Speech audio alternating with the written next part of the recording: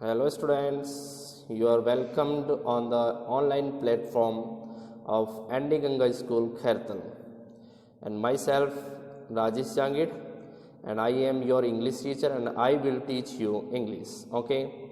And there are two books in your syllabus.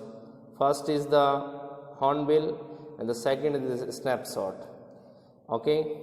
And there are two textbooks in your syllabus, Hornbill and the Snapshot, and you know that the guideline of the CBSE has announced the deduction of the syllabus, and there the 30% syllabus has been deducted from your syllabus, okay? So first of all, in this book Hornbill, two chapters have been deducted. These are the adventure in the prose section, and the second is the father to son from the poetry section. And I will teach you the first chapter of the Hornbill. This is, and the writer is the Khushwant Singh. The writer is the Khushwant Singh. Okay, Khushwant Singh is the writer of this chapter. Okay, let's be read. My grandmother, like everybody's grandmother, was an old woman. मेरी दादी माँ दूसरी जो दादी माँ हुआ करती थी, यानी कि उनकी तरह ही बिल्कुल दिखाई देती थी. She had been old and wrinkled for the 20 years that I had known her.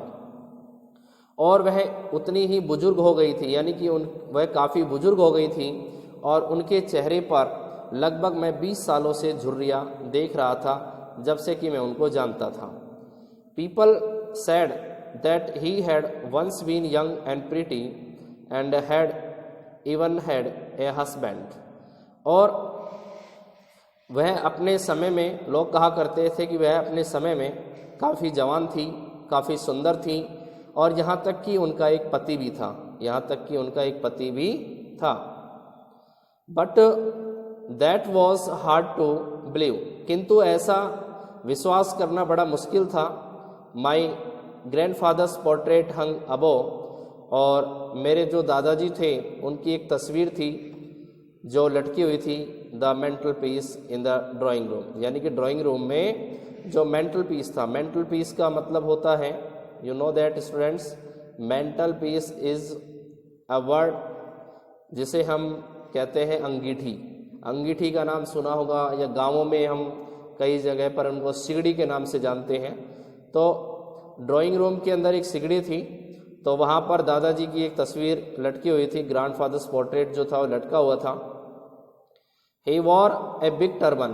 Turban means होता है पगड़ी. एंड लूज फिटिंग क्लॉथ्स, और ढीले ढाले कपड़े उसमें तस्वीर में दिखाई दे रहे थे. His long white beard covered the best part of his chest, और साथ में उनकी लंबी दाढ़ी थी जो कि उनकी जो छाती थी वहाँ तक वो दाढ़ी लटकी हुई थी, यानी कि इतनी बड़ी दाढ़ी थी कि उनकी छाती को ढके हुए थी. And he looked at least 100 years of old, और ऐसा लगता था कि कम से कम मानो वो 100 साल के हों, यानी कि 100 साल की उनकी उम्र लगती थी. He did not look the short of person who would have a wife or children. He looked as if he could only have lots and lots of grandchildren. Okay, उनको देखने पर ऐसा नहीं लगता था कि उनके कोई पत्नी या बच्चे होंगे, बल्कि ऐसा लगता था कि मानो उनके बहुत सारे पोते और पोतियां भी हों. As for my grandmother being young and pretty, और मेरी दादी माँ के लिए, यानी कि मेरी दादी माँ जब जवान थी और सुंदर थी, the thought was almost revolting, तो ये बात विद्रोह करने वाली लगती थी. मतलब ऐसा लगता था कि जैसे कि ये चीज़ परेशान कर रही हो. She often told us of the games she used to play as a child. वो हमें प्राय उन खेलों के बारे में बताया करती थी जो बचपन में मेरी दादी माँ खेला करती थी. See that seemed quite absurd and undignified on her part. We treated it like the fables of the prophets he used to tell us. Okay, students, there is described that as for grandmother being young and pretty, कि जब मेरी दादी माँ कैसी थी, यानी कि जवान थी, सुंदर थी, तो ये बात मुझे क्या करती थी, परेशान कर देती थी। और अक्सर वह उन खेलों के बारे में बताया करती थी जब वो एक बच्ची थी, और उनका ऐसा बताना एब्सर्ड लगता था, यानी कि शर्मिंदगी भरा लगता था, and undignified of her part, और ऐसा लगता था कि मानो वह उनकी शान के विरुद्ध हो। वी ट्रीटेड इट लाइक, और हम उनकी यानी कि दादी माँ के द्वारा बताई गई उन बातों को the fables of the prophets he used to tell us, यानी कि हम उनको उन परियों की, उन यानी कि जो पुरानी प्राचीन कहानियाँ थी, प्रॉफिट का मतलब प्राचीन, प्रॉफिट का मतलब जो पुरानी कहानियाँ, किंवदंतियाँ जिसको बोलते हैं, तो ऐसा लगता था कि मानो वो अपनी कथाओं में किसी पुरानी बातों की चर्चा कर रही है, पुरानी कहानी की बात कर रही है। ठीक है, तो we treated it like the fables of the prophets she used to tell us. तो वो किस तरीके से, यानी कि हम जब उसकी कहानियों को सुना करते थे तो हम मानते थे कि वो किसी प्रकार की कोई हमें पुरानी प्राचीन कहानी। वैसे प्रॉफिट का मतलब होता है पैगंबर, जिसको हम बोलते हैं, क्या बोलते हैं स्टूडेंट्स, जिसको हम पैगंबर्स बोलते हैं। ठीक है, कि वो किसी प्रकार की पैगंबर की कहानी हमें सुनाती थी और हम उसी तरीके से उसकी कहानियों को ट्रीट करते थे। क्या करते थे, उनको ट्रीट करते थे। ठीक है, वैसे फेबल्स का मतलब ध्यान रखें, फेबल्स का मतलब होता है कहानी। फेबल्स का मतलब क्या होता है स्टूडेंट्स, कहानी। और प्रॉफिट्स का मतलब अभी मैंने क्या बताया, जिसको हम बोलते हैं पैगंबर। क्या बोलते हैं, पैगंबर।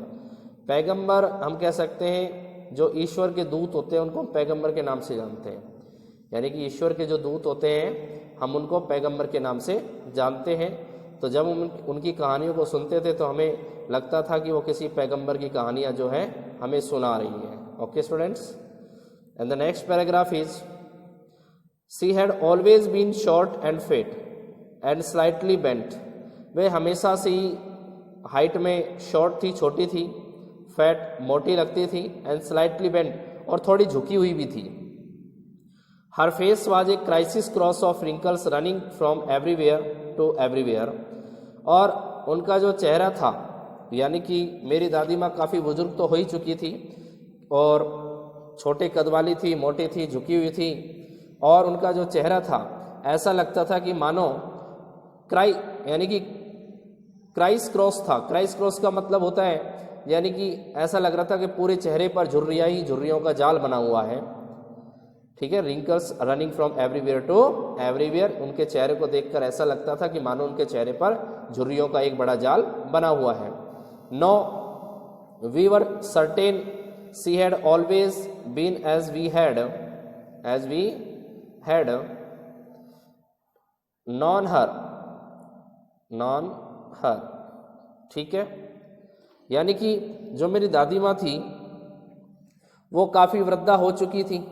ठीक है, और हमें इस बात का भी विश्वास नहीं किया था, यानी कि हमने इस बात पर बिल्कुल भी विश्वास नहीं किया, हमें बिलीव ही नहीं था कि जब से हमने उनको देखा था, ठीक है, कि वो हमेशा से ही हमें ऐसी ही दिखाई दी। यानी कि हमने जब से दादी माँ को होश संभाला, जब से दादी माँ को देखा, तो दादी माँ हमें पहले भी ऐसे लगती थी और आज भी हमें दादी माँ ऐसी ही लगती हैं। Okay, so terribly old that she could not have grown older and had stayed at the same age. Okay, तो कहने का मतलब वो इतनी वृद्धा थी और ऐसा नहीं लगता था कि वो इससे और अधिक वृद्ध हो सकती है, मतलब इससे ज़्यादा और बूढ़ी हो सकती है, ऐसा उनको देखकर बिल्कुल भी नहीं लगता था। अब आपको पता ही है, कई बार किसी भी आदमी को आपने देखा होगा, कुछ आदमी ऐसा लगता है कि पहले भी ये ऐसा ही था और आज भी ऐसा ही है, यानी कि उसमें बिल्कुल भी परिवर्तन नहीं आया है। ठीक है, तो हमने जब से उसको 20 सालों से देखा तो 20 साल पहले भी वो ऐसी दिखाई देती थी और आज 20 साल के बाद भी वो ऐसी ही दिखाई देती है। Okay, she could never had been pretty but she was always beautiful. She hopped about the house in spotless white with one hand resting on her waist to balance her stoop and the other telling the beads of her rosary. और अभी हमने क्या बताया, क्या बात की कि वे कभी सुंदर नहीं रही होगी, परंतु कहने का मतलब हमने तो उनको देखा तो सुंदर नहीं देखा, लेकिन निश्चित तौर से वो हमेशा सुंदर रही होगी, यानी कि वो हमेशा से ही सुंदर थी, ठीक है। और वो इस तरीके के यानी कि कपड़े पहनती थी जो बिल्कुल धब्बे रहित हुआ करते थे उनके। But she was always beautiful. She hopped about the house in spotless white with one hand resting on her waist, balance her stoop and other telling the beads of her rosary. यानी कि वो पूरे घर में क्या करती थी कि वो अपना एक हाथ अपने कमर के पीछे लगा लेती थी और दूसरे हाथ में उसकी क्या हुआ करती थी, माला. रोजरी, रोजरी जो होती है उसको हम क्या बोलते हैं, माला बोलते हैं. स्टूडेंट्स क्या बोलते हैं, रोजरी, माला बोलते हैं, ठीक है. तो बीड्स ऑफ हर रोजरी, तो उनके हाथों में, दूसरे हाथ में माला वो फेरती हुई नजर आती थी, ठीक है.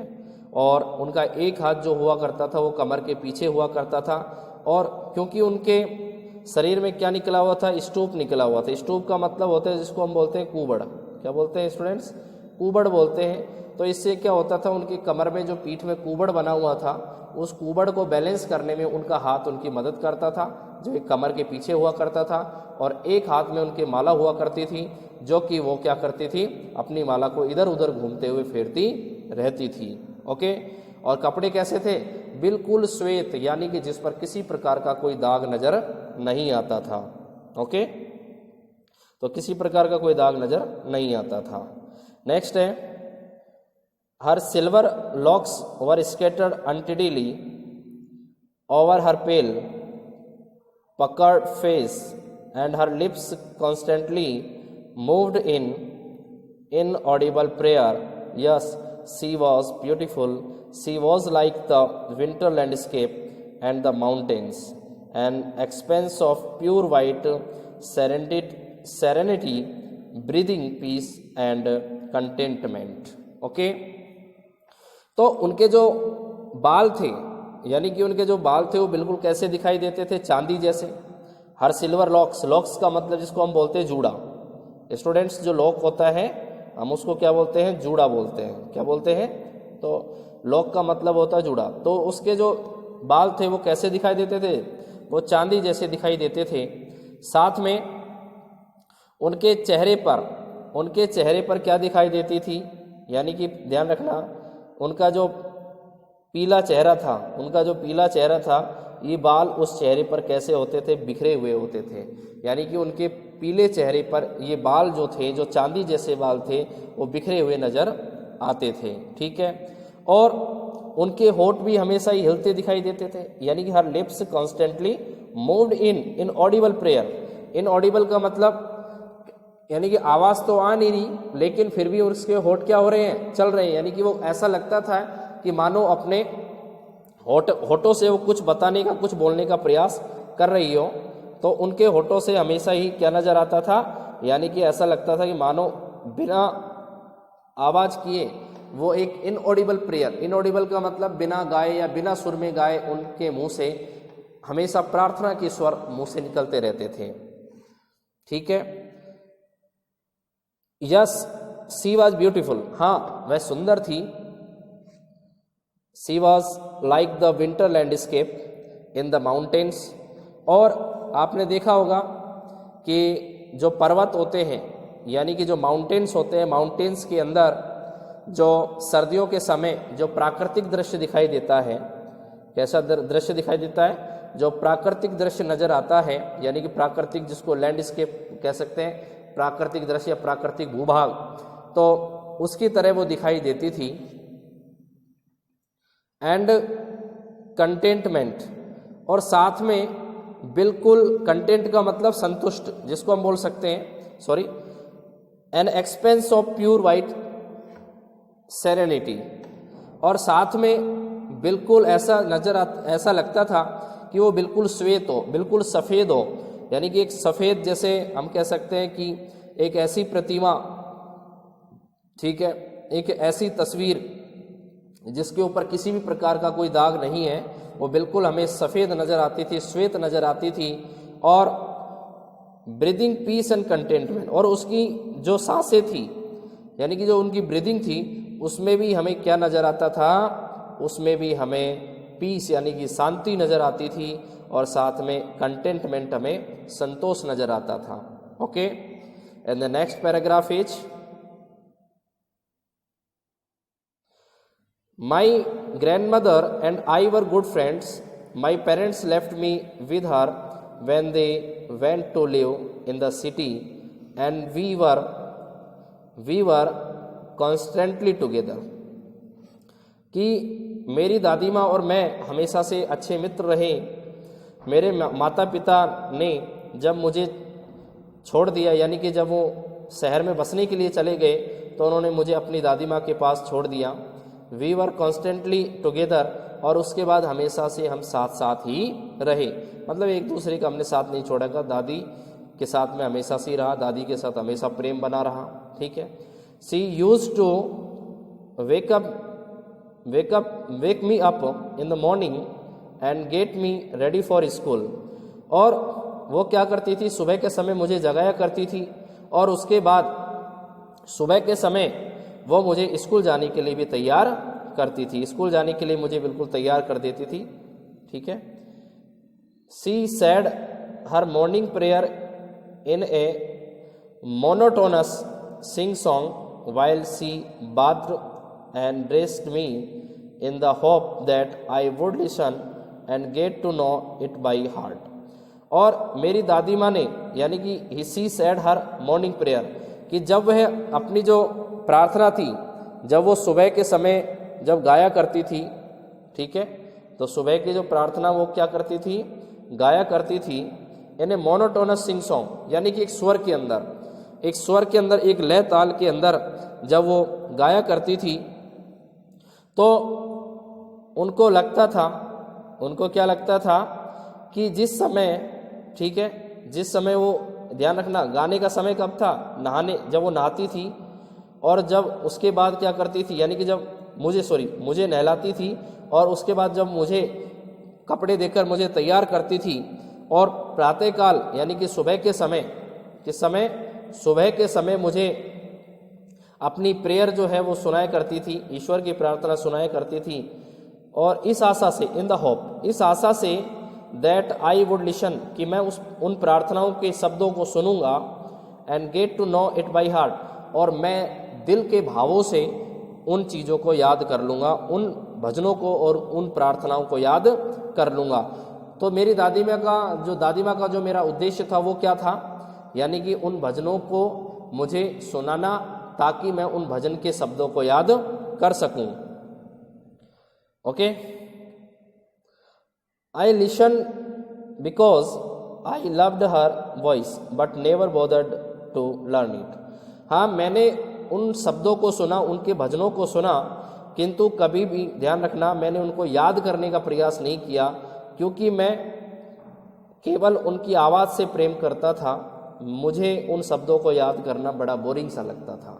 यानी कि भजनों को सुनने के पीछे मेरा कारण क्या था कि मुझे मेरी दादी माँ की जो आवाज़ थी बड़ी अच्छी लगती थी, किंतु अगर ये कहें कि मैं उनके शब्दों को याद करूं, तो मुझे उनके शब्दों को याद करना बड़ा अजीब सा लगता था, बड़ा बोरिंग सा लगता था। इसलिए मैं उनके सुनाए के शब्दों पर वैसे ध्यान नहीं देता था, ठीक है। नेक्स्ट है, then she would plastered with yellow chalk learn it. Then she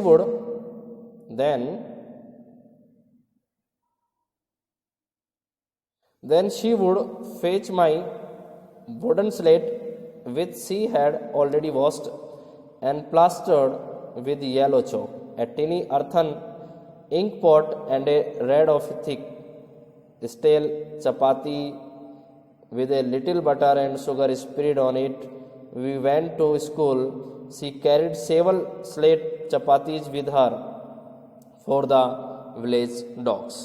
और उसके बाद क्या होता था कि मेरी एक लकड़ी की जो स्लेट हुआ करती थी, तो मेरी दादी माँ क्या करती थी, पहले उस स्लेट को बिल्कुल साफ़ करके, यानी कि बिल्कुल उसको साफ़ कर दिया करती थी, और साफ़ करने के बाद क्या करती थी, उसको जो पीला चौक हुआ करता था, कैसा चौक, जो येलो चौक हुआ करता था, येलो चौक से उसको प्लास्टर मतलब उस पर लेप किया करती थी, टिनी अर्थन इंक पॉट, ठीक है। और एक छोटी सी मिट्टी की दवात भी थी, क्या थी, टिनी का मतलब छोटी, अर्थन का मतलब होता है जो चीज़ें बर्तन मिट्टी से बनी हुई हैं उसको अर्थन, जैसे मिट्टी के बने हुए बर्तन जिसको हम बोलते हैं अर्थनवेयर, ठीक है, या अर्थवेयर भी बोल देते हैं। तो मिट्टी की बनी हुई जो दवात थी वो, और एक लाल रंग की जो कलम थी, यानी कि जो लाल रंग का पेन था, वो निकाल कर मेरे लिए लाती। और उसके बाद क्या करती थी, उनको सभी को बांधकर एक बंडल में बंद किया करती थी। किस में बंद करती थी, एक बंडल बनाती, उस बंडल में क्या करती थी, उनको बांध देती थी। And hand it to me, और मुझे उस बंडल को सौंप देती थी। After a breakfast of a thick, और सुबह का भारी नाश्ता लेने के बाद, थिक का मतलब होता है ठोस ठोस के भरना, तो ठोस ठोस कहने का मतलब सुबह भारी खाना हो जाता था, ठीक है।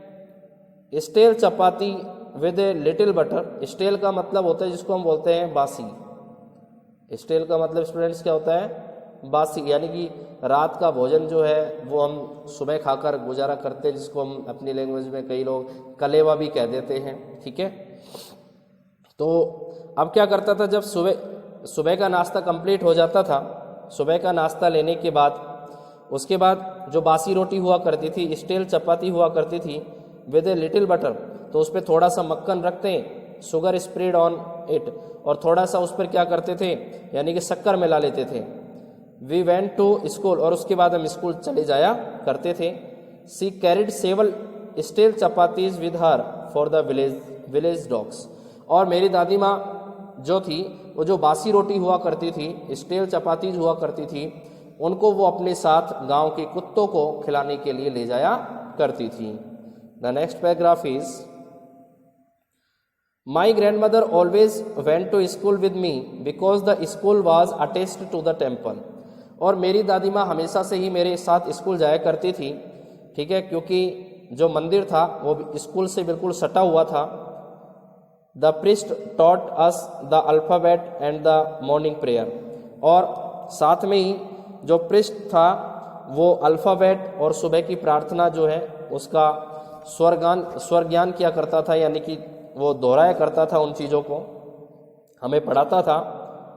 While the children sat in the rows on either side of the veranda singing in the alphabet और प्रेयर इन ए कोरस, और उसके बाद क्या करते थे, जो बच्चे हुआ करते थे वो अपने लाइनों के अंदर बैठ जाते थे, यानी कि दो लाइन, या इधर की लाइन में उधर की लाइन में दो लाइन बना लेते थे, और किसी भी लाइन में वरांदा के अंदर बैठ जाते थे। और उसके बाद अल्फ़ाबेट जो हुआ करती थी, यानी कि जो अल्फ़ाबेट थी, वर्णमाला थी, वर्णमाला किसकी, प्रेयर की, तो प्रेयर, या फिर दूसरी बात है वर्णमाला, तो या तो प्रार्थना का जो हम गान किया करते थे, या इसके बाद अल्फ़ाबेट का हम गान किया करते थे इन ए कोरस, यानी कि समूह के अंदर। कोरस का मतलब क्या होता है स्टूडेंट्स, समूह, यानी कि जो गाना हम क्या किसमें गाते हैं, समूह के अंदर गाते हैं, ठीक है। कोई भी चीज़ जो समूह के अंदर गाई जाती है उसको हम ग्रुप को क्या कहते हैं, कोरस के नाम से जानते हैं, CHORUS, okay. My grand mother sat in side reading the scriptures, और मेरी दादी माँ जो थी वो अंदर की साइड में बैठ जाया करती थी, और वहाँ पर स्क्रिप्चर्स का मतलब होता है धार्मिक ग्रंथ, और धार्मिक ग्रंथों का अध्ययन किया करती थी। When we had both finished, और उसके बाद जब हम अपने काम को पूरा कर लिया करते थे, यानी कि दादी माँ अपने मंदिर से फ्री हो जाया करती थी और मैं वहाँ पढ़ने से फ्री हो जाया करता था। We would walk back together, और वापस हम साथ साथ घर चले जाते थे। This time the village dogs would meet us the temple's door, और उसके बाद जो गांव के कुत्ते हुआ करते थे उसी समय हमें मंदिर के दरवाजे पर मिलते थे। कहाँ पर मिलते थे, मंदिर के दरवाजे पर हमें गांव के कुत्ते मिला करते थे, ठीक है। तो वहीं पर जैसे दादी माँ जो बासी रोटी ले जाती थी उसी बासी रोटी को यानी कि दादी माँ डालती थी। अब उसको पता है कि यही मुझे रोटी डालने वाले, तो आपको पता है कि कुत्ते जो होते हैं वफादार तो होते ही हैं, फेथफुल तो होते ही हैं, और वफादार होते हैं तो आपको पता है कि जो मालिक होता है उसको पहचानते देर भी नहीं लगाता। तो शायद ऐसा हो सकता है जैसे मैं सोच रहा हूँ। The priest sorry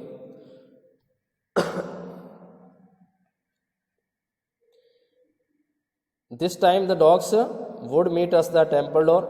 They followed us to our home growling. तो वो क्या करते थे, हमारा पीछा जो है घर तक किया करते थे, हमारे घर तक। And fighting with each other, और एक दूसरे से लड़ाई भी करते थे। For the chapatis we threw to them, उन रोटियों के लिए जो रोटियां मेरी दादी माँ उनको डाला करती थी। ठीक है, तो उन रोटियों के लिए क्या करते थे, आपस में गुर्राते थे, एक दूसरे से वो लड़ाई करते थे। Next,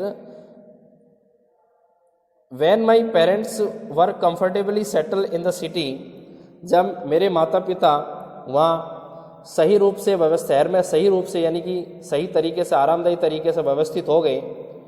they sent for us, उन्होंने हमें बुलाने के लिए भेजा। That was a turning point in our friendship, मेरी और मेरी दादी माँ की जो मित्रता थी उसके बीच में एक टर्निंग पॉइंट आ गया, मतलब एक महत्वपूर्ण बदलाव, एक महत्वपूर्ण मोड़ आया। Although we shared the same room, हालांकि हम we share the same room, हालांकि हम एक कमरे में रहे, मतलब मैं अपनी दादी माँ के साथ ही रहना पसंद करता था। My grandmother no longer came to school with me, अब मेरी दादी माँ जो है बहुत लंबे समय तक मेरे साथ स्कूल नहीं जा पाई। I used to go to an English school in a motor bus, अब मैं एक मोटर बस के द्वारा एक इंग्लिश स्कूल में अंग्रेजी विद्यालय में जाने लग गया। There were no dogs in the streets, वहाँ गलियों में हमें कुत्ते भी नहीं मिलते थे। And she took feeding sparrows in the courtyard of city house, अब वो जो हमारा शहर वाला मकान था, तो मेरी दादी माँ क्या करती थी, जो शहर का मकान था उसका एक कोर्टयार्ड था, कोर्टयार्ड का मतलब आंगन था, उस आंगन में मेरी दादी माँ अब चिड़ियों को खाना खिलाया, यानी कि चिड़ियों को दाना डाला करती थी। स्पैरोज आया करती थी और उन स्पैरोज को दाना डालने का काम कौन किया करती थी, मेरी दादी माँ डाला करती थी। As the years rolled by we saw less of each other, और उसके बाद साल गुजरते चले गए, दिन बीतते चले गए और हम एक दूसरे से अलग हो, यानी कि हमने एक दूसरे को देखे हुए भी बहुत काफ़ी लंबा समय बिता दिया था। For some time she continue to wake me up and get me ready for school, और कुछ समय तक तो वो मुझे स्कूल के लिए तैयार करती थी और मुझे, यानी कि अब हालांकि आदत जो पड़ती है वो एकदम से तो जाती नहीं है, तो उन्होंने मुझे लगातार जगाना चालू रखा, साथ में मुझे स्कूल भेजना भी उन्होंने चालू रखा था। When I came back she would ask me what the teacher had, और उसके बाद जब मैं स्कूल से वापस कहाँ आता था, घर आता था, तो उसके बाद जो मेरी दादी माँ थी, ठीक है, the teacher had taught me, और उसके बाद आने के बाद वो मुझसे पूछा करती थी कि अध्यापकों ने मुझे विद्यालय में क्या पढ़ाया, स्कूल में क्या पढ़ाया। ठीक है, तो उसके बारे में मुझसे पूछा करती थी। कौन पूछा करती थी, दादी माँ पूछा करती थी।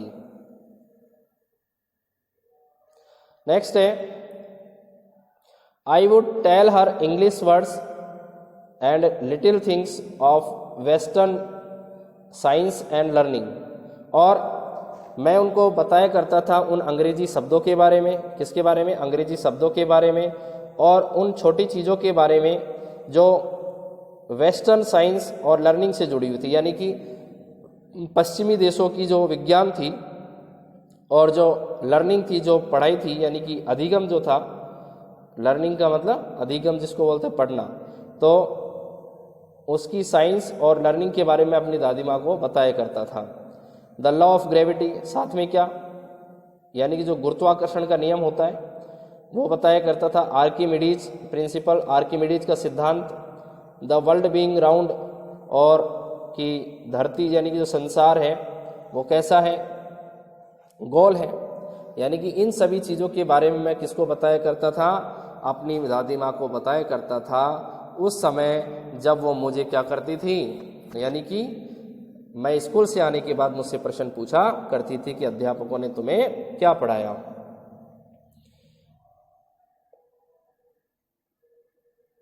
दिस मेड हर अनहैप्पी, वह इन चीज़ों को सुनकर नाखुश हो जाती थी।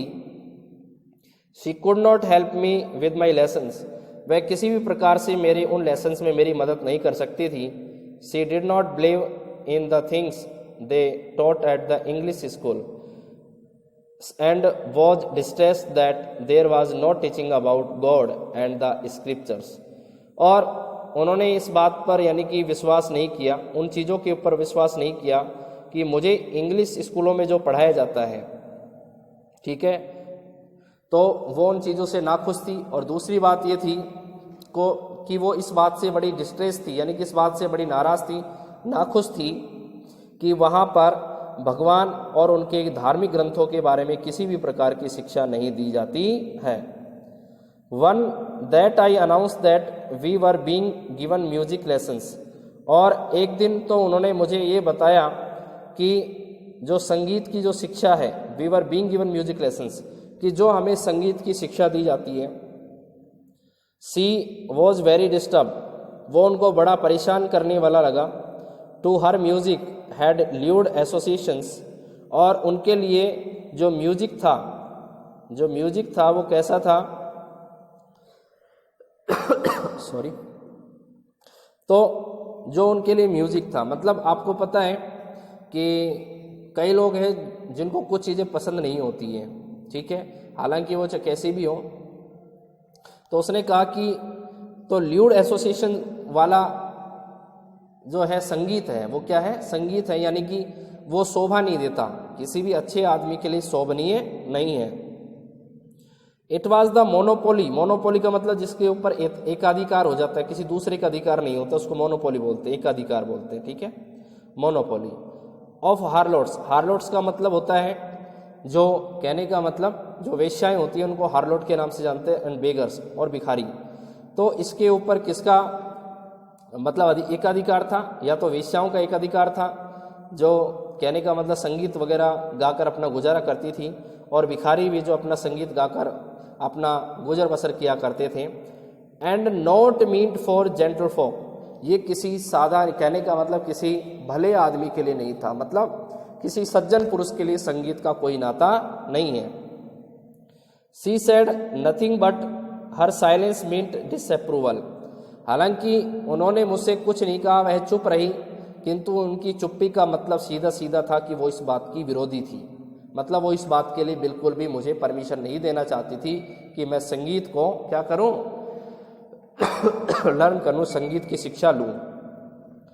सी rarely talked to me after that, और उसके बाद निश्चित तौर से उसने मुझसे कभी कभी ही बात की, मतलब मेरी दादी माँ ने मुझसे बात करना भी कम कर दिया, मुझसे कभी कभी ही बातें किया करती थी।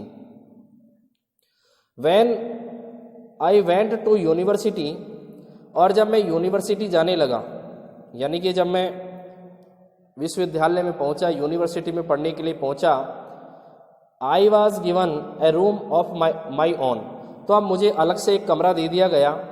The common link of friendship was snapped, snapped का मतलब होता है तोड़ना, यानी कि टूट जाना, और जो हमारे बीच में एक फ्रेंडशिप का जो एक कॉमन बॉन्ड बना हुआ था वो टूट चुका था। My grandmother accepted her सेसिएशन विद द रेजिनेशन, और निश्चित तौर से मेरी दादी माँ ने एकांतवास का मतलब होता है अलग थलग रहना, किसी भी व्यक्ति से बात ना करके अपने अकेले में अपना जीवन गुजारना। तो उन्होंने क्या कर लिया, जैसे अलगाव करके रेजिनेशन कर लिया, रेजिनेशन का मतलब अलगाव कर लिया, और उन्होंने एकांतवास में फिर रहना पसंद किया। She rarely left her spinning wheel to talk to anyone, और निश्चित तौर से उसने क्या किया कि उन्होंने अपना जो चरखा था वो चरखा भी उन्होंने क्या किया, उससे सूत जो काटना है उससे स्टार्ट रखा, और उन्होंने किसी से भी बात करना पसंद नहीं किया। From sunrise to sunset she sat by her wheel spinning, वैसे सुबह से शाम तक अपने स्पिनिंग व्हील यानी कि चरखे के साथ वो बैठी रहती थी, एंड रिसाइटिंग प्रेयर्स, और जो प्रार्थनाएं थी उनको दोहराया करती थी। Only in the afternoon she relaxed for a while to feed the sparrows, और दोपहर के समय वो थोड़ा सा रिलैक्स ले पाती थी, और उस समय वो जो चिड़ियाएँ आया करती थी उसके पास, उस आंगन में उनको वो दाना खिलाया करती थी। While she sat in the veranda breaking the bread into little bits, और उस समय वो वरांदा में बैठकर चिड़ियों के लिए छोटे छोटे दान यानी कि जो उसके पास ब्रेड हुआ करता था उसके छोटे छोटे टुकड़े कर लिया करती थी। Hundreds of little birds collected round her creating a veritable bedlam of chirpings, और यानी कि उसके पास 100 से ज़्यादा की संख्या में वो चिड़ियाएँ आया करती थी, यानी कि सैकड़ों की संख्या में वो पक्षी आ जाया करते थे, और वहाँ पर आकर एक स्वर गान यानी कि एक सुर में वो चिड़ियाएँ चर्पिंग किया करती थी। Some came and perch on her legs, और कुछ चिड़ियाएँ आती थी उसके पैर के समीप आकर बैठ जाया करती थी। अदर्स ऑन हर शोल्डर्स, कुछ बाकी की चिड़ियाएँ उसके कंधों पर आकर बैठ जाया करती थी। Some even sat on her head, कुछ चिड़ियाएँ उसके सिर पर बैठ जाया करती थी। She smiled but never shooed them away, और वह हमेशा मुस्कुराती थी और उसने कभी भी उन चिड़ियाओं को वहाँ से नहीं भगाया।